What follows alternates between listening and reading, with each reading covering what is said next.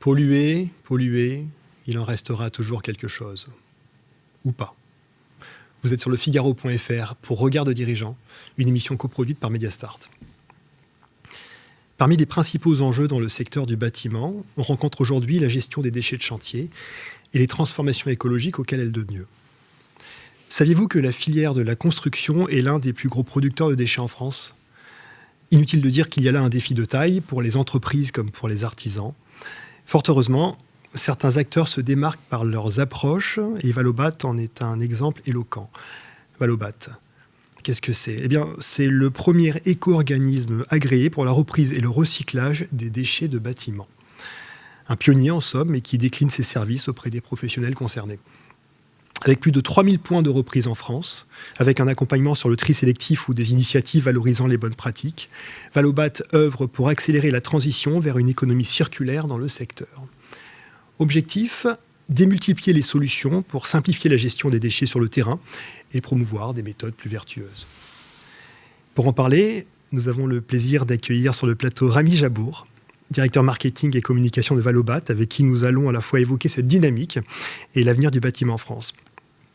Alors, première question, Rami, on peut toujours craindre que les précurseurs hurlent un peu dans le désert. Est-ce que vous avez le sentiment d'être entendu ? Alors, déjà, bonjour. Bienvenue. Ravi d'être parmi vous. Est-ce qu'on est un précurseur ? Je ne suis pas sûr, en fait. C'est-à-dire que ce sujet de l'économie circulaire dans le bâtiment, c'est un sujet qui existe depuis un certain temps. Et il y a un certain nombre d'acteurs qui s'étaient déjà emparés du sujet. Ce qui fait qu'aujourd'hui, on a déjà à peu près les 3/4 des déchets du bâtiment qui sont recyclés ou valorisés. Donc, Valobat n'est pas forcément un précurseur, mais on est là comme un accélérateur, comme un facilitateur, comme un catalyseur. Et on est entendu par ceux qui ont envie d'avancer, en fait, et par ceux qui ont envie d'aller plus loin. D'accord, donc la dynamique existe, vous êtes inséré dedans, vous l'accompagnez, Exactement. Vous l'augmentez. Est-ce que vous pourriez brièvement nous rappeler ce qu'est l'économie circulaire ? Alors, l'économie circulaire, en opposition à ce qu'on appellerait l'économie linéaire, c'est une économie dans laquelle les produits, en leur fin de vie, réintègrent en fait des circuits de production pour faire en sorte que les déchets que l'on génère à travers une certaine activité puissent devenir des ressources et donc de la matière première pour fabriquer de nouveaux produits. D'accord. D'accord. Je recadre un petit peu du point de vue réglementaire. Les fabricants de matériaux et produits de construction sont tenus d'assurer la collecte, le tri et le recyclage des déchets générés sur les chantiers. Alors pour cela, ils ont l'obligation d'adhérer à un éco-organisme qui va prendre en charge ces missions. Valobat est l'un de ces éco-organismes. Est-ce que vous pourriez en quelques mots nous dire quels sont les atouts de Valobat pour accompagner ses adhérents dans leurs obligations ? Alors, il y en a beaucoup, et puis je suis un peu biaisé pour en parler, mais j'ai envie de dire, en 2 mots, je dirais représentativité et co-construction. Alors, c'est un peu des mots tarte à la crème, mais si je développe un peu, la représentativité, c'est quoi ? C'est le fait que Valobat, aujourd'hui, fédère plus que la moitié des acteurs du bâtiment autour de son projet. Et donc, on a vraiment une représentativité au sein du secteur du bâtiment qui est complètement totale et qui nous permet en fait d'avancer avec la filière et tous ensemble vers plus d'économie circulaire. La deuxième chose dont je parlais, c'est la co-construction. La co-construction, c'est le fait que depuis le début et dans notre ADN chez Valobat, on a à cœur que toutes les décisions qui sont prises au sein de l'éco-organisme et toute la réflexion qui est menée soit menée avec ceux qui sont concernés. Donc circularité intellectuelle aussi. C'est ça, exactement. Non, mais c'est l'idée, en fait, en tout cas, que ce sujet de l'économie circulaire, c'est un sujet de la filière du bâtiment et des acteurs du bâtiment. Et c'est avec eux et via leur concours que les solutions seront trouvées. Et donc, en fait, réfléchir en chambre entre intellectuels parisiens n'a pas beaucoup de sens sur ce sujet, d'autant plus qu'il est très local. Par construction, il est très local et très terrain. En fait. Donc, il faut vraiment être au cœur de la problématique pour trouver des solutions. Éviter l'arrogance comme ça de ceux qui pensent au-dessus supposément. Je le dis parce que je me mets à la place de l'artisan ou de l'entreprise de travaux qui détient des déchets. Honnêtement, si je n'ai pas une fibre écologique particulièrement développée, j'ai le sentiment que ce tri va être un peu chronophage, nerveusement un peu coûteux, pour ne pas dire plus. Est-ce que c'est une donnée dont vous tenez compte ? Évidemment qu'on en tient compte, parce que c'est une réalité aujourd'hui, c'est ce que nous disent les artisans. Et c'est pour cela que le principe même de ce qu'on propose est un principe qui va au-delà de la simple incitation écologique, puisqu'il y a une incitation financière qui est à la clé. Aujourd'hui, le principe de ce que l'on propose, c'est que pour un artisan qui trie ses déchets, la reprise de ces déchets est gratuite. Donc il y a déjà un premier élément incitatif fort. Et le deuxième élément incitatif, c'est que nous, on est là pour l'accompagner. On est là pour l'accompagner via du conseil, via des outils pour l'accompagner au tri. On a mis en place même une hotline pour, si jamais j'ai des problématiques devant mon déchet, pour savoir comment le trier, j'ai quelqu'un au bout du fil qui va pouvoir m'aider. Une personne compétente en face, évidemment. Compréhensive. Et finalement, on a même... en fait... Au final, moi, je ne suis pas convaincu que le tri, c'est forcément un coût. En fait, c'est plutôt un changement d'habitude, un changement de mode d'organisation. Et ce changement a un coût. En fait, c'est le changement qui a un coût.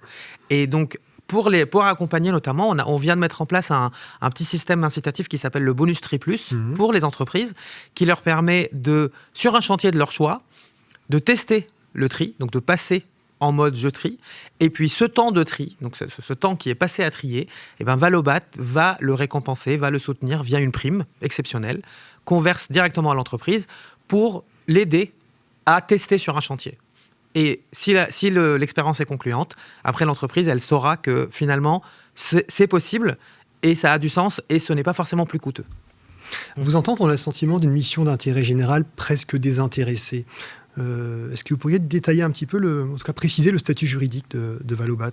Bien sûr. Alors, Valobat est une société privée. On est une SAS, mais on est à but non lucratif. Et on est agréé par les pouvoirs publics pour opérer sur la filière du bâtiment, mais également d'ailleurs sur la filière de l'ameublement ou de la filière du bricolage et du jardin. Autrement dit, oui, il y a un peu il y a de l'intérêt général dans ce qu'on fait. Et d'ailleurs, on est accompagné par des actionnaires, puisqu'on est une société privée, mais ces actionnaires ne touchent pas de dividendes en fait, sur ce qu'ils font.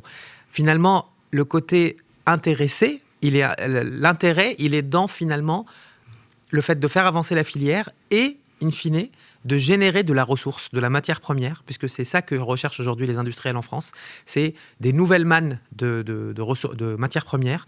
Quand on regarde aussi toute la raréfaction des ressources qui est en place, c'est vraiment un mouvement stratégique en fait, pour les entreprises et pour les industriels en France que de chercher à générer, à faire en sorte que leurs déchets ou les déchets issus de l'activité du bâtiment puissent réintégrer des processus de production. Encore une fois, les vertus de la circularité. Tout à fait. C'est très clair.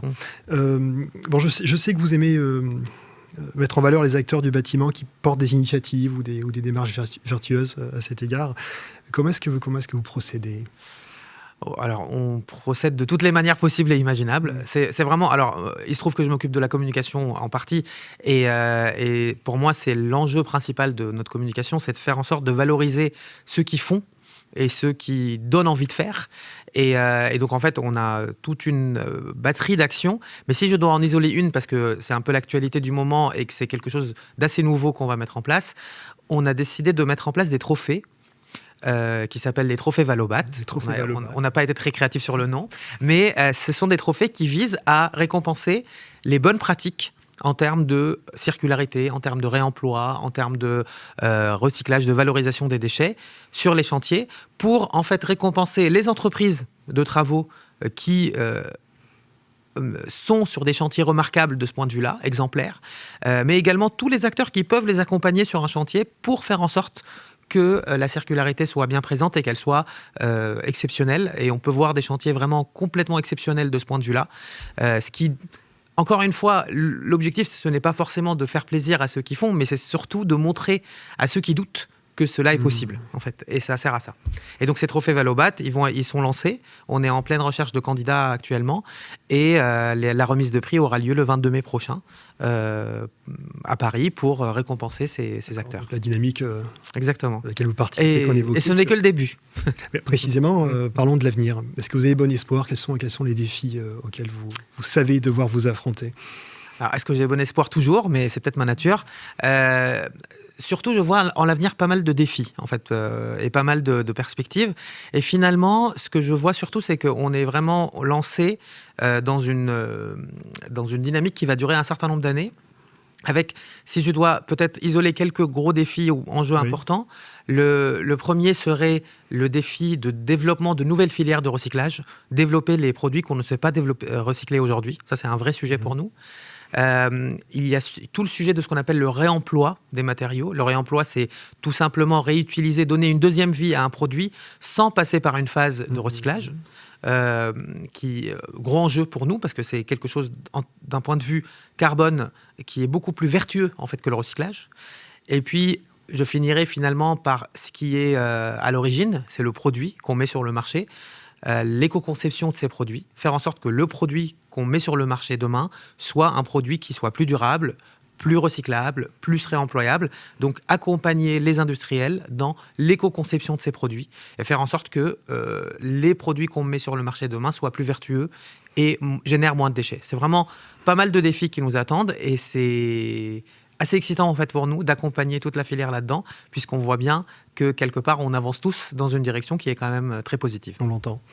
L'avenir aussi se construit, si je puis dire. Exactement. Monsieur Jabour, merci beaucoup pour votre clarté. Merci à vous de nous avoir suivis et à très bientôt pour un nouveau regard de dirigeant.